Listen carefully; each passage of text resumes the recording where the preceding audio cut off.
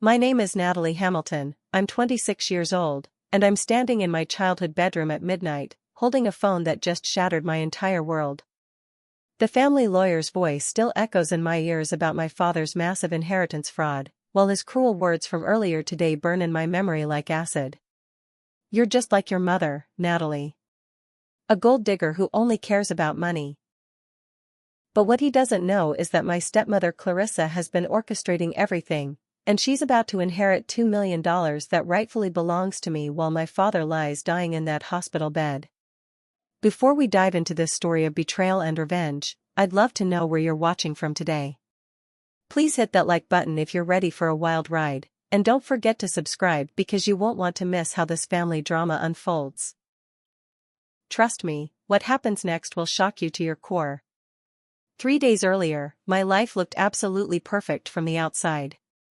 I was living in my downtown Seattle apartment, working as a marketing executive for a tech startup, completely unaware that my entire family foundation was built on lies. Every Sunday, I drove the 2 hours back to Bellingham to have dinner with my father Richard Hamilton, who owned the most successful construction company in Whatcom County. These dinners had been our sacred tradition ever since my mother passed away from cancer 8 years ago, and I treasured every moment with the man who raised me to be strong, independent, and honest. My stepmother Clarissa had joined our family 5 years earlier, bringing along her 18-year-old daughter Jade from her previous marriage. Initially, I welcomed them with open arms because Dad seemed genuinely happy for the first time since Mom's death. Clarissa was elegant, well-spoken, and appeared to care deeply about Dad's well-being. She had this way of making everyone feel comfortable, asking thoughtful questions about my work and always remembering little details about my life. Jade was quiet but sweet, studying art at the local community college and working part-time at a coffee shop downtown. That particular Sunday dinner started normally enough, with Clarissa serving her famous pot roast and asking about my latest marketing campaign. However, looking back now, I realize she was strategically planting seeds of doubt throughout our conversation. Natalie, sweetheart, your father has been working so hard lately. Sometimes I wonder if he pushes himself because he feels pressured to provide for everyone's future, she said with what seemed like genuine concern. Then she added with a soft smile, I just want to make sure you understand how much pressure he puts on himself to maintain everyone's lifestyle. The comment struck me as odd because I had never asked my father for financial support since graduating college. In fact, I took pride in my independence and often insisted on paying for our dinners together. But Clarissa's tone suggested something deeper, as if she knew something about my relationship with Dad that I didn't understand. Throughout the evening, she made several similar remarks about financial responsibility and family obligations, each one delivered with such subtlety that I couldn't quite pinpoint why they made me uncomfortable. Everything changed the following Tuesday when Dad collapsed during a business meeting with his construction crew. The call came from his foreman at 11 in the morning, explaining that Dad had suddenly grabbed his chest, turned pale, and fallen unconscious right in the middle of discussing a new housing development. The ambulance rushed him to St. Joseph Medical Center, where doctors immediately admitted him to the cardiac intensive care unit with what they described as a massive heart attack. I dropped everything at work and raced to the hospital, my hands shaking as I navigated through afternoon traffic. When I arrived, I expected to find Clarissa in the waiting room, but instead discovered she had somehow already spoken with doctors and signed medical decision papers. The nurse informed me that visiting hours were limited to immediate family members, and that Clarissa had specifically requested privacy during this difficult time. When I protested that I was Dad's daughter, the nurse checked her clipboard and apologetically explained that according to the information provided, I was listed as extended family with limited visitation rights. The first major red flag appeared when I finally gained access to Dad's room later that evening. While sitting beside his unconscious form, I overheard Clarissa speaking quietly on her phone in the hallway about finalizing paperwork and making sure everything is properly documented. When she returned to the room and noticed my questioning expression, she quickly explained she was handling Dad's business affairs to prevent any disruption to his company operations. Her explanation sounded reasonable, but something in her tone felt rehearsed and calculating. That night, I decided to visit Dad's office to collect some personal items I thought might comfort him when he woke up. Using my spare key, I discovered that several important documents were missing from his usually organized filing system. Most shocking was the absence of his will, which I had seen him update just 2 years earlier, specifically mentioning provisions for my future and my mother's jewelry collection. When I called Clarissa to ask about the missing documents, she claimed complete ignorance and suggested that perhaps Dad had moved them to a safety deposit box without telling anyone. Jade's behavior during those first few days also raised serious concerns. Instead of her usual warm greetings, she avoided eye contact whenever we were in the same room and seemed nervous whenever I tried to engage her in conversation about her stepfather's condition. During one particularly awkward encounter in the hospital cafeteria, I asked if she knew anything about Dad's recent legal arrangements. Her face went completely pale, and she stammered something about being too focused on school to pay attention to adult matters before hurriedly excusing herself from our conversation. The following morning brought a confrontation that would forever change my understanding of my family dynamics. Clarissa requested a private meeting in the hospital's family conference room, claiming she had important information to share about Dad's condition and his wishes regarding medical treatment. She appeared composed and sympathetic as she began speaking, but her words quickly revealed a calculated cruelty that took my breath away. "Natalie, I know this is difficult to hear, especially given your father's current state, but I feel obligated to share some truths he's been carrying for years," Clarissa said, her voice taking on a tone of false compassion. She proceeded to explain that Dad had allegedly confessed to her about feeling manipulated and used by me throughout our adult relationship. According to her version of events, Dad believed I only maintained contact with him because I was interested in eventually inheriting his wealth and business empire. She claimed he had been heartbroken by my obvious financial motivations but felt too guilty to confront me directly about his suspicions. The accusations hit like physical blows because they contradicted everything I believed about my relationship with my father. Clarissa continued her assault by producing what appeared to be a folder full of evidence supporting her claims. She showed me printed emails that allegedly came from my account, discussing Dad's financial worth and speculating about inheritance timelines. The emails were dated over the past 2 years and contained language that sounded vaguely like my writing style, but I had absolutely no memory of sending any such communications. More damaging were audio recordings that Clarissa played on her phone, featuring conversations that supposedly took place between Dad and me during our Sunday dinners. In these recordings, a voice that sounded remarkably like mine discussed Dad's business profits and expressed concern about his estate planning. The conversations felt completely foreign to me, but the audio quality was clear enough that anyone listening would believe they were authentic recordings of my actual voice expressing greedy sentiments about my father's money. Clarissa's final revelation was the most devastating of all. She produced documentation showing that Dad had recently changed his will, removing me as primary beneficiary and instead leaving everything to her and Jade. The new will included a personal letter addressed to me, supposedly written in Dad's handwriting, explaining his disappointment in my character and his decision to leave his legacy to people who genuinely cared about him rather than his financial assets. Reading those words, allegedly written by the man who raised me to value integrity above all else, felt like having my heart ripped from my chest. When I demanded to speak with Dad's lawyer about these changes, Clarissa informed me that the family attorney, Mitchell Stone, had been handling all legal matters and would be happy to meet with me to discuss the situation. Stone's office was located in the professional building downtown, and when I arrived for our appointment, I immediately sensed something was wrong. Instead of the warm, grandfatherly figure I remembered from my mother's funeral, Stone appeared nervous and kept checking his watch as if he wanted our meeting to end quickly. Stone confirmed everything Clarissa had told me, adding additional details that made my situation appear even more hopeless. He explained that Dad had sought legal advice about protecting his assets from what he perceived as family members who might have ulterior motives. The lawyer described several meetings where Dad allegedly expressed concerns about my financial requests and my apparent interest in his business operations. According to Stone, Dad had been particularly worried about protecting Clarissa and Jade from potential legal challenges to his estate after his death.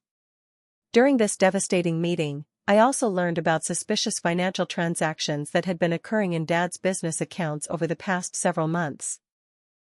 Stone mentioned that Dad's business partner, Warren Mitchell, had raised concerns about unusual money transfers and questioned whether someone might be attempting to defraud the company. However, instead of investigating these irregularities, Stone suggested that Dad had become suspicious of everyone around him, including me, and had decided to consolidate control of his finances with Clarissa's help. The most crushing moment came when Stone handed me a copy of Dad's medical directive, which granted Clarissa complete authority over all healthcare decisions and specifically excluded me from any involvement in treatment choices. The document had been signed and notarized just 3 weeks earlier, around the same time Dad had supposedly been expressing concerns about my motivations. As I stared at the legal papers that effectively removed me from my father's life, I realized that someone had orchestrated an incredibly sophisticated plan to destroy my family relationships and steal my inheritance. Desperate to understand what was happening to my family, I decided to reach out to my mother's closest friend, Helena Rodriguez, who had maintained occasional contact with our family over the years. Helena lived in a modest apartment near the University District, surrounded by photographs and mementos from her 40-year friendship with my mother. When I called to request an urgent meeting, her voice immediately filled with concern, and she invited me to visit that same evening. Helena's small living room became the setting for revelations that would fundamentally change my understanding of the past 5 years. She had been quietly observing Clarissa's integration into our family and had developed serious concerns about the woman's background and motivations. Helena revealed that she had conducted her own informal investigation after noticing concerning patterns in Clarissa's behavior and discovering troubling information about her previous marriages. "Your mother made me promise to watch over you and your father," Helena explained, her weathered hands holding a cup of tea that had long since grown cold. "Something about Clarissa never felt right to me, so I started looking into her past." Helena's investigation had uncovered records of 3 previous marriages to wealthy older men, each of whom had died under mysterious circumstances within 5 years of their weddings. 2 of the deaths had been attributed to heart attacks, while the third was ruled a suicide, but in each case, Clarissa had inherited substantial estates and quickly moved to different states. Helena's most shocking discovery was hidden in a storage unit that my mother had rented shortly before her death, apparently as a secret repository for important documents and personal items. Mom had given Helena the storage unit key with instructions to share the contents with me only if something terrible ever happened to our family. Inside the unit, Helena had found detailed journals that my mother had kept during her final months, documenting her growing suspicions about certain people who might target our family's wealth after her death. The journals revealed my mother's incredible intuition and foresight. She had somehow anticipated that Dad might be vulnerable to manipulation after her passing and had carefully documented potential warning signs of predatory behavior. Most remarkably, she had described a scenario almost identical to what was currently happening, including the possibility of someone gradually isolating Dad from me while simultaneously destroying his trust in my character and motivations. Helena's revelations led to an unexpected alliance when she introduced me to Sophia Chen, the daughter of Dad's business partner Warren Mitchell. Sophia was a forensic accountant working for a prestigious firm in Vancouver, and she had recently expressed concerns to her father about irregularities in Dad's business financial records. When Warren had dismissed her worries and told her to mind her own business, Sophia became suspicious that something more serious might be occurring. Sophia's professional expertise proved invaluable as she began analyzing financial documents that Helena had collected from the storage unit. Her investigation quickly revealed a complex money laundering scheme that had been operating through Dad's construction company for at least 18 months. Large sums of money were being systematically transferred through a network of shell companies and offshore accounts, with the transactions carefully structured to avoid detection by banking authorities. The sophistication of the scheme suggested involvement by someone with extensive financial knowledge and criminal experience. Our investigation took a disturbing turn when Jade unexpectedly contacted me through social media, requesting a secret meeting at a coffee shop near her college campus. She appeared terrified and emotionally exhausted as she confessed that her mother had been pressuring her to lie about my behavior and character. Jade revealed that Clarissa had coached her to provide false statements about conversations she had supposedly overheard between Dad and me, conversations that had never actually occurred. "I can't do this anymore," Jade whispered across the small cafe table, tears streaming down her face. "Mom made me practice telling stories about you being mean to Dad and talking about his money. She said if I didn't help her, we would end up homeless and I'd never be able to finish school."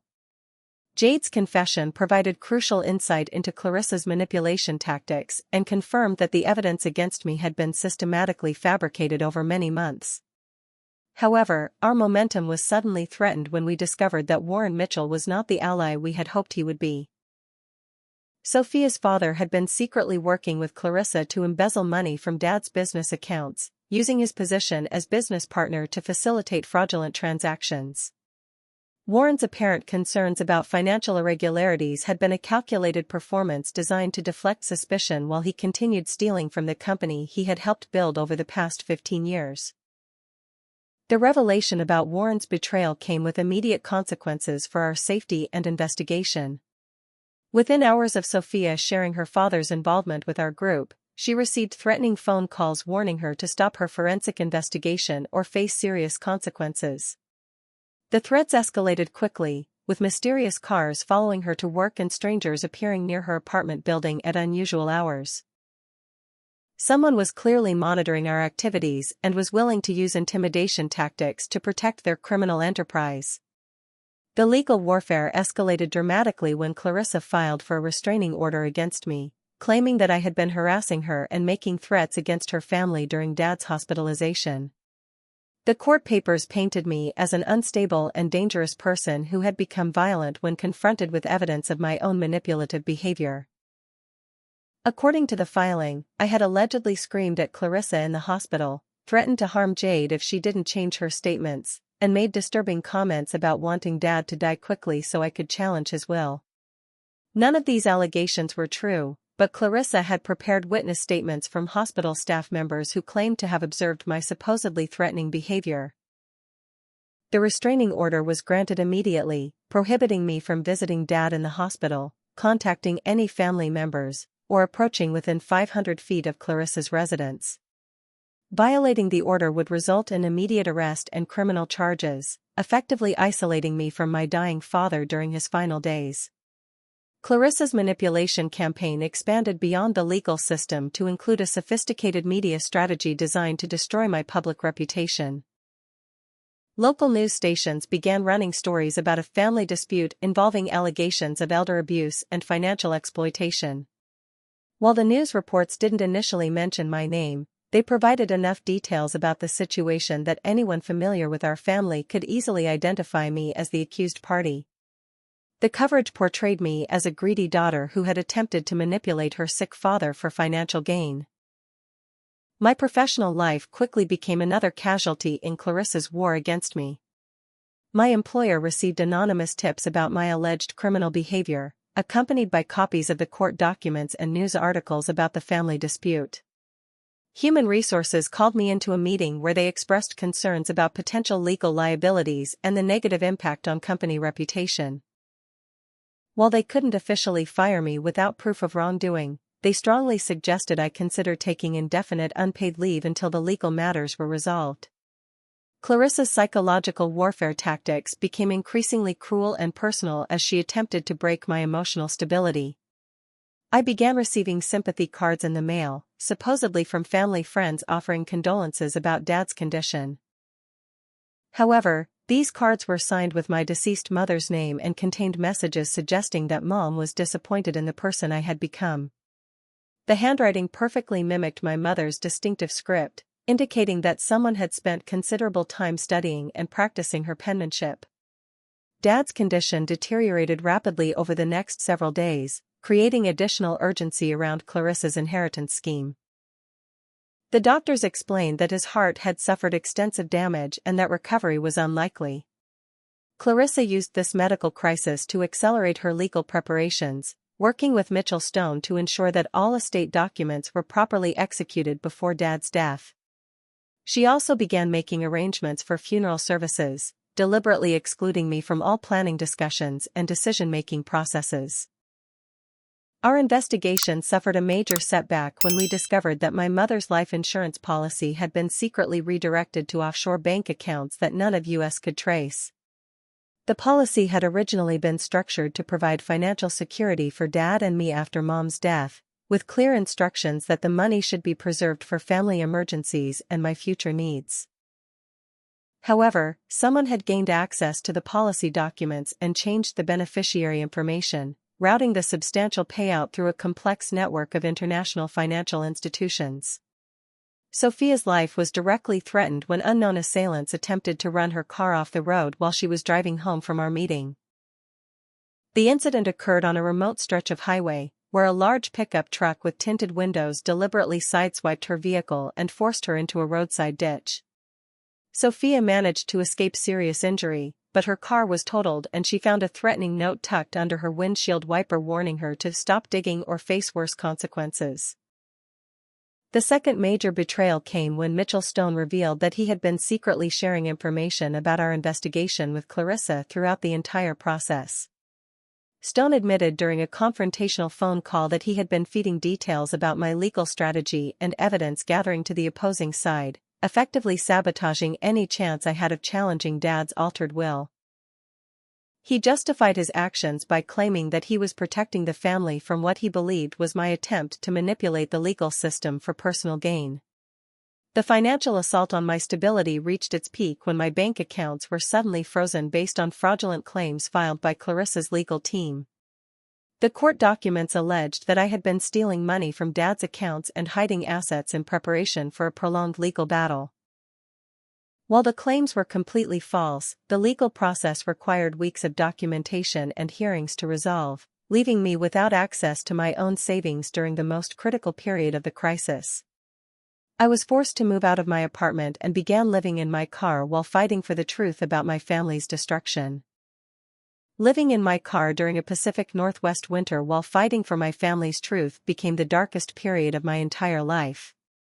I parked in different locations each night to avoid detection, using 24-hour laundromats and fast food restaurants for basic necessities while spending my days in public libraries researching legal strategies and trying to maintain contact with the few allies who hadn't been intimidated into silence. The physical discomfort was nothing compared to the emotional devastation of being completely cut off from my dying father during his final days. Dad's death came on a gray February morning while I was sitting in my car outside the hospital, hoping for any news about his condition. A security guard approached my vehicle and handed me a note from Clarissa, informing me that Dad had passed away peacefully during the night and that I was not welcome at the hospital to say goodbye. The note included a final message supposedly dictated by Dad before his death, expressing his disappointment in my character and his hope that I would eventually learn to value family relationships over financial gain. The will reading took place in Mitchell Stone's conference room, where I was forced to sit across from Clarissa and Jade while listening to the legal destruction of everything my parents had built together. The document left Dad's entire estate, including the house, business, and all financial assets, to Clarissa, with smaller provisions for Jade's education and future needs. I inherited nothing except a box of my mother's costume jewelry and a letter explaining Dad's reasoning for excluding me from his legacy. The letter was the most devastating part of the entire ordeal because it was written in Dad's unmistakable handwriting and contained personal details that only he would know about our relationship. In the letter, he explained his growing disappointment with my materialistic attitude and my apparent inability to value our family bond beyond its financial implications. He described specific conversations where I had allegedly made comments about inheritance planning and expressed impatience with his longevity. Reading those words felt like being stabbed repeatedly with a knife made of memories and love. Dad's funeral became a public stage for Clarissa's final performance as the grieving widow. She wore an elegant black dress and carried herself with the perfect balance of dignity and vulnerability, accepting condolences from business partners and community members who praised her strength during such a difficult time. Several speakers at the service mentioned how grateful they were that Dad had found love and companionship with Clarissa during his final years, and how comforting it must have been for him to know that his legacy would be preserved by someone who truly understood his values. I was forced to sit in the back row of the church, separated from the family section by both the restraining order and the social isolation that Clarissa's campaign had created. Former family friends avoided eye contact with me, clearly believing the narrative that I had tried to exploit my father's illness for personal gain. The few people who acknowledged my presence did so with expressions of pity rather than sympathy, as if they felt sorry for someone who had lost their way morally rather than someone who was grieving the loss of their beloved parent. Warren Mitchell's death occurred just 3 weeks after Dad's funeral, officially ruled a suicide by investigators who found him in his home office with a self-inflicted gunshot wound. The timing seemed suspicious to those of us who knew about his involvement in the embezzlement scheme, but the police investigation concluded that Warren had been struggling with depression and guilt over financial problems in his business partnership with Dad. His suicide note apologized for poor financial decisions and expressed regret about letting down his family and business associates. Warren's death eliminated a crucial witness to the embezzlement scheme and removed any possibility of recovering financial evidence through his cooperation. Sophia lost both her father and her primary source of information about the criminal activities that had been occurring through Dad's business. The official investigation into Warren's finances concluded that he had made some poor investment choices but found no evidence of deliberate fraud or criminal activity. All the money that had been stolen through the shell companies and offshore accounts remained completely untraceable. My arrest came on a rainy Thursday morning when police officers appeared at the grocery store where I was working part-time under an assumed name, trying to earn enough money for basic survival. The charges included elder abuse, financial exploitation, and conspiracy to defraud, based on sworn statements from Clarissa and carefully fabricated evidence that painted me as the mastermind behind a scheme to steal Dad's assets. The arrest was deliberately timed to occur during the store's busiest hours, creating maximum public humiliation as customers watched me being led away in handcuffs. Spending 3 days in the county jail while unable to afford bail gave me a glimpse into a world I had never imagined experiencing. My cellmates included women who had been arrested for various crimes, and many of them shared stories about being betrayed by family members or destroyed by legal systems that favored wealth and connections over truth. During those long nights in a concrete cell, I realized that my situation was not unique, and that there were probably thousands of people who had been systematically destroyed by criminals who understood how to manipulate legal and financial systems. Helena's death was the final blow that nearly shattered my remaining hope for justice and recovery. She was found dead in her apartment from what appeared to be natural causes, but the timing coincided suspiciously with her planned testimony in my defense. Helena had been preparing to share my mother's journals and storage unit contents with investigators, providing crucial evidence about Clarissa's history and the sophisticated planning that had gone into destroying our family. Her death eliminated another key witness and removed access to some of the most damaging evidence against my stepmother's criminal enterprise. My release from jail came through the intervention of Catherine Walsh, a criminal defense attorney who specialized in inheritance fraud cases and had been following my situation through news reports and legal filings. Catherine's law firm operated on a contingency basis for clients who had been victimized by sophisticated financial crimes, and she immediately recognized the patterns of manipulation and fraud that characterized my family's destruction. Her willingness to take my case without upfront payment was the first ray of hope I had experienced in months. Catherine's initial investigation revealed that she had been tracking Clarissa Hammond for over 3 years across multiple states, building a comprehensive case file about a criminal enterprise that targeted wealthy older men through carefully planned romantic relationships. Catherine's files contained documentation of Clarissa's previous marriages, unexplained deaths, and suspicious inheritance transfers that followed remarkably similar patterns to what had happened in my family. The attorney had been waiting for the right case to build a comprehensive prosecution that could expose the entire criminal operation. Catherine introduced me to an underground network of families who had been victimized by similar inheritance fraud schemes, creating a support system of people who understood exactly what I had experienced. These families shared stories that were disturbingly familiar, involving sudden personality changes in elderly relatives, mysterious alterations to estate planning documents, and systematic campaigns to isolate victims from their biological children. Many of these families had lost millions of dollars and spent years trying to rebuild their lives after being destroyed by professional criminals. The discovery of my mother's secret safety deposit box provided the breakthrough that our investigation desperately needed. Helena had hidden the key among her personal belongings with a note explaining its significance, and Catherine was able to gain legal access to the box contents through probate court procedures. Inside the box, we found my mother's original copies of Dad's estate planning documents, showing dramatically different provisions from the will that had been executed after her death. Mom's safety deposit box contained evidence that she had suspected Clarissa's criminal intentions long before anyone else recognized the danger. She had secretly photographed financial documents, recorded conversations using a small digital device, and maintained detailed written observations about Clarissa's behavior patterns and inconsistencies in her personal history. Most importantly, she had preserved proof that Clarissa had been married to another wealthy man who died mysteriously just months before she began her relationship with Dad. Sophia emerged from hiding after several weeks of staying with relatives in different cities, armed with a complete forensic analysis of the embezzlement scheme that had been operating through Dad's construction company. Her accounting expertise had enabled her to trace money flows through the complex network of shell companies and offshore accounts, identifying specific transactions and timing patterns that proved deliberate fraud rather than simple business mistakes. Sophia's analysis showed that over $2 million had been systematically stolen from Dad's accounts over an 18-month period. Jade's growing guilt and fear of her mother led to increasingly frequent secret communications with our investigation team, providing insider knowledge about Clarissa's methods and timeline.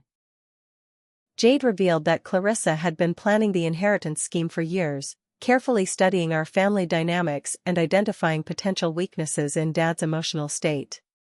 She described hours of coaching sessions where Clarissa had practiced different scenarios and prepared responses to anticipated challenges from me or other family members. The introduction of Marcus Chen as our private investigator added professional surveillance capabilities to our evidence-gathering efforts. Marcus was a former college friend who had built a successful investigation business specializing in white-collar crime and insurance fraud. His willingness to work with Catherine's firm on a deferred payment basis allowed us to conduct sophisticated surveillance operations that revealed the extent of Clarissa's ongoing criminal activities. Marcus's surveillance quickly discovered that Clarissa had not stopped her criminal behavior after successfully inheriting Dad's estate.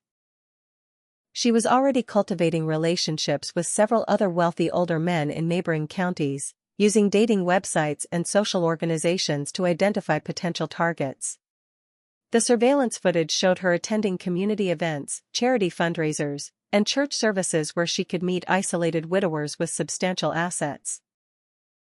Her systematic approach to finding new victims demonstrated that our family had been targeted by a professional criminal rather than an opportunistic individual.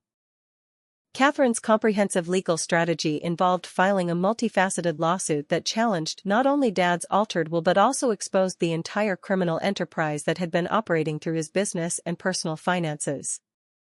The lawsuit included claims for inheritance fraud, elder abuse, conspiracy, money laundering, and wrongful death, with demands for complete financial restitution and criminal prosecution of all involved parties.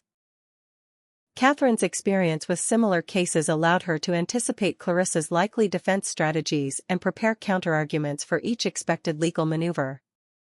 Our media strategy represented a complete reversal of the public narrative that Clarissa had carefully constructed during Dad's illness and death.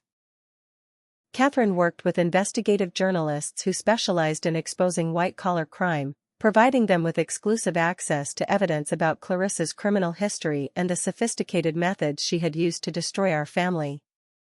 The resulting news stories portrayed me as a victim rather than a perpetrator, generating public sympathy and putting pressure on law enforcement agencies to take the case seriously. Clarissa's reaction to our legal and media counterattack revealed the panic and desperation that had been hidden beneath her carefully controlled exterior. Within days of Catherine's lawsuit being filed, Clarissa began making frantic phone calls to her network of criminal associates, unaware that Marcus's surveillance team was recording her communications. She also attempted to quickly liquidate Dad's business assets and transfer money to offshore accounts, but court orders had already frozen the estate pending resolution of our legal challenges. The attempt to poison Sophia represented a dramatic escalation in Clarissa's willingness to use violence to protect her criminal enterprise. Sophia had arranged to meet with a potential witness at a restaurant near the courthouse, but she immediately recognized the bitter almond taste that indicated cyanide poisoning from her previous research into suspicious deaths connected to inheritance fraud cases. Her quick thinking in forcing herself to vomit and immediately seeking medical treatment saved her life, but the incident provided clear evidence that Clarissa was willing to commit murder to avoid prosecution. Jade's decision to provide full cooperation with our investigation came after the poisoning attempt convinced her that her mother represented a danger to everyone around her. Jade's confession included detailed information about Clarissa's timeline for targeting our family, her methods for gradually poisoning Dad's relationship with me, and her preparation of false evidence that would support the inheritance fraud. Jade also revealed the locations of hidden documents and provided passwords for secret email accounts that Clarissa had used to communicate with her criminal associates.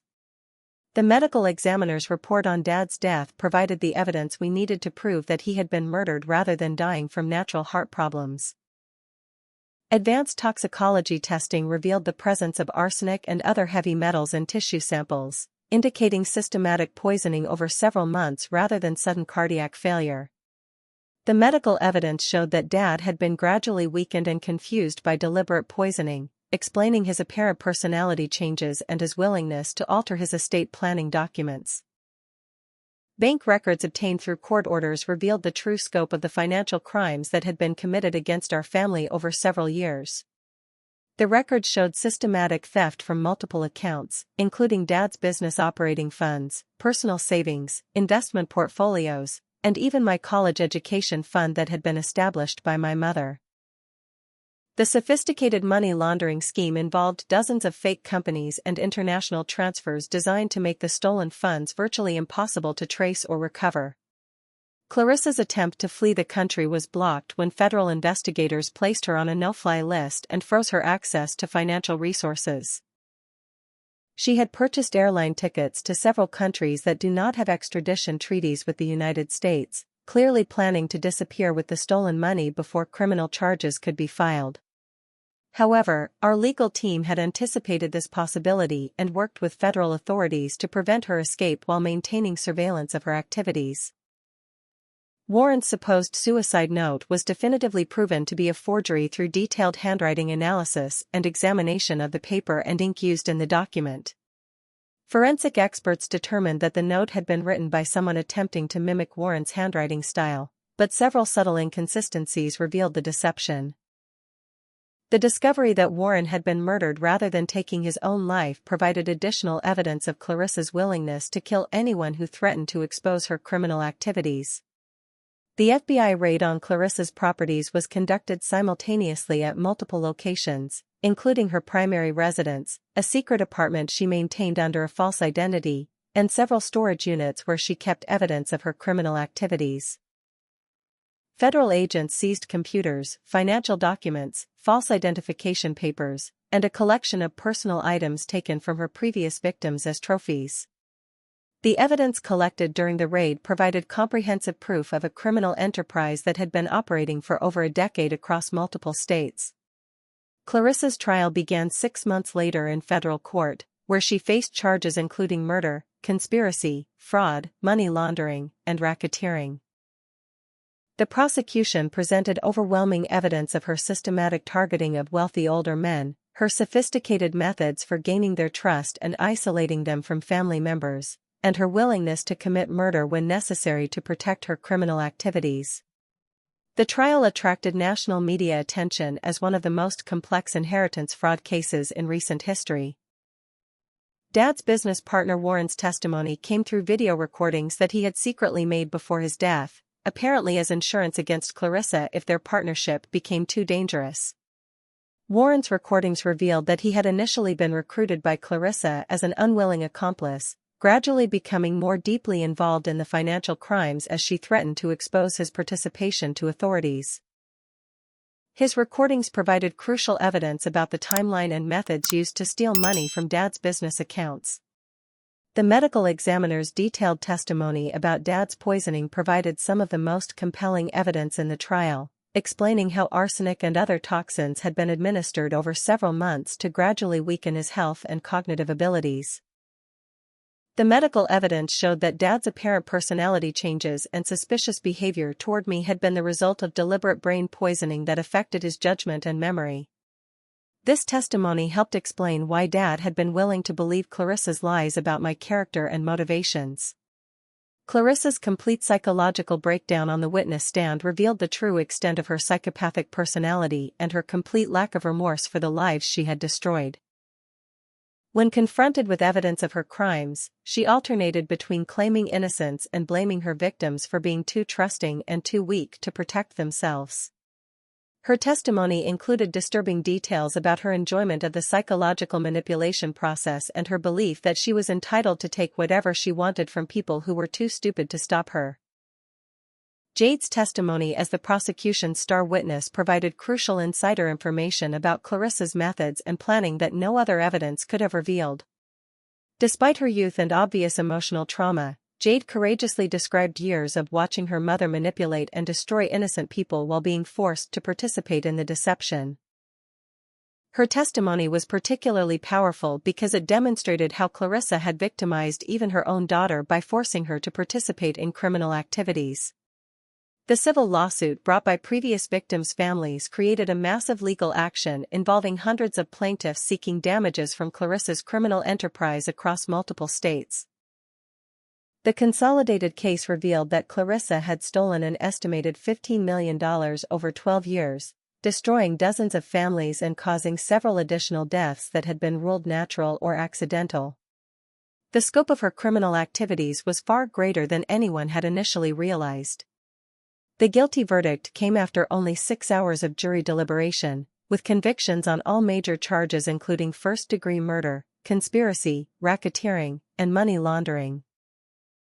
The jury also found Clarissa guilty of elder abuse charges in multiple cases, demonstrating their understanding of the systematic nature of her crimes against vulnerable elderly victims. The speed of the verdict reflected the overwhelming nature of the evidence and the jury's horror at the extent of Clarissa's criminal activities. The sentencing hearing provided an opportunity for victim impact statements from family members who had been destroyed by Clarissa's crimes over the years. The judge listened to hours of testimony about lives ruined, families torn apart, and elderly victims who died believing that their own children had betrayed them. When Clarissa was sentenced to life in prison without the possibility of parole plus additional consecutive sentences for financial crimes, the courtroom erupted in applause from victims' families who had waited years for justice. 6 months after Clarissa's conviction, I stood in the rebuilt office of Hamilton Construction Company, looking at the framed photograph of my father that now occupied the place of honor on the wall behind his restored desk. The legal proceedings had completely vindicated my character and restored my inheritance, but more importantly, they had given me back the truth about my father's love and the knowledge that his final words to me had been poisoned lies rather than genuine disappointment. The monetary restitution had been substantial, but the emotional healing was worth far more than any financial recovery. The establishment of the Margaret Hamilton Foundation for Elder Abuse Prevention became my way of transforming personal tragedy into a force for protecting other families from similar destruction. Named in honor of my mother, the foundation provides legal assistance to families who suspect inheritance fraud, educates elderly individuals about predatory relationship schemes, and supports legislation to strengthen protections for vulnerable adults. The Foundation's work has already helped prevent several similar crimes and provided resources for families who are fighting their own battles against inheritance fraud. Jade's transformation from reluctant accomplice to genuine family member represented one of the most positive outcomes of our terrible ordeal. Free from her mother's manipulation and psychological control, Jade revealed herself to be a compassionate and intelligent young woman who had been trapped in an impossible situation. She chose to change her name back to her biological father's surname and completed her education with support from the restitution funds. Our relationship developed into the sisterly bond that should have existed from the beginning, built on mutual respect and shared understanding of survival. Sophia's decision to establish a forensic accounting firm that specializes in inheritance fraud cases created a valuable resource for attorneys and families dealing with complex financial crimes. Her expertise and experience from our case made her uniquely qualified to identify the sophisticated money laundering schemes that criminals use to hide stolen assets. Sophia's firm has become nationally recognized for its ability to trace funds through offshore accounts and recover assets that other investigators considered permanently lost. Catherine's continued crusade against predatory marriage schemes has evolved into a national advocacy organization that works with law enforcement agencies to identify and prosecute criminals who target elderly victims. Her legal expertise and understanding of criminal psychology have made her a sought-after consultant for complex inheritance fraud cases across the country. Catherine's work has led to changes in federal legislation that make it easier to prosecute interstate inheritance fraud and provide stronger protections for elderly victims. The rebuilding of Dad's construction company with ethical practices and community focus became a tribute to his genuine character and values, separate from the criminal activities that had been conducted without his knowledge. The company now employs many of Dad's original workers and continues his tradition of supporting local charities and community development projects. Profits from the company fund scholarships for students who have lost parents and support programs for elderly individuals who live alone and might be vulnerable to predatory schemes. My new perspective on wealth and family relationships has fundamentally changed how I approach life and measure success.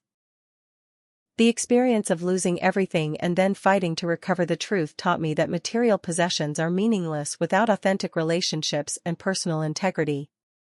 While I am grateful for the financial security that my inheritance provides, I understand that my real wealth lies in the knowledge that my parents loved me unconditionally and raised me to value honesty and compassion above material gain.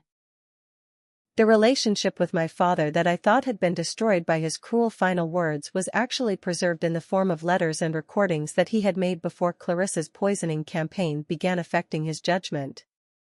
These authentic expressions of his love and pride in my character provided healing that was deeper than any legal victory could offer.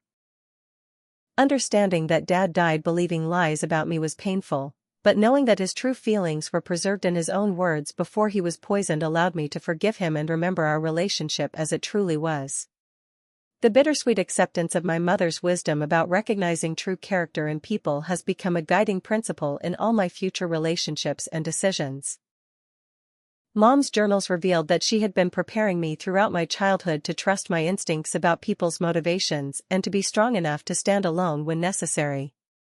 Her foresight in documenting potential threats to our family and preserving evidence for my protection demonstrated a mother's love that extended beyond her death to save my life and restore my future. I often think about other families who might be experiencing similar destruction and wonder how many people are suffering in isolation, believing that their loved ones have truly turned against them. My story has been shared through media interviews and speaking engagements, not for personal attention but with the hope that someone else might recognize the warning signs of inheritance fraud and seek help before their family is completely destroyed. The knowledge that our experience might prevent even one other family from enduring similar trauma gives meaning to all the pain we survived. As I watch the sunset through the windows of my childhood home, now restored to its original warmth and filled with memories of genuine love rather than lies and manipulation, I am reminded that justice is not always swift but it can be complete. My father's true legacy lives on through the foundation that bears my mother's name, the ethical business practices that guide his reconstructed company, and the knowledge that their daughter survived the worst kind of betrayal to emerge stronger and more compassionate. The gold digger that my father thought he saw in his final days was actually the woman who loved him enough to fight for the truth, even when that truth seemed impossible to prove. What's your opinion about family members who turn against each other over money? Have you ever experienced betrayal from someone you trusted completely? Share your thoughts in the comments below, and if this story resonated with you, please like this video and subscribe for more true stories about overcoming family betrayal and finding justice. Don't forget to share this with someone who might need to hear that they're not alone in their fight for the truth. Thank you for listening to my story. And remember that sometimes the people who love you most are the ones willing to fight the hardest battles to protect your honor and restore your future.